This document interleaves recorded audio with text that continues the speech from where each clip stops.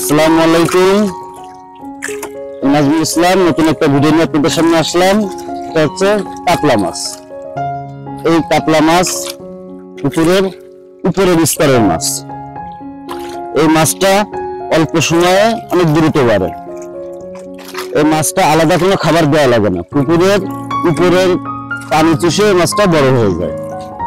আর তারপরে যদি আপনারা রেডি ফিড খান খোল, তাহলে কাতলাটা আরো অনেক দ্রুত বাড়ে। এই মাছটা বর্তমান বাজার মূল্য অনেক ভালো। আপনাদের যার যে সাইজ লাগবে এই যে দেখুন এখানে আছে, আমার কাছে পর্যাপ্ত পুনর মজুদ আছে, দেওয়া যাবে।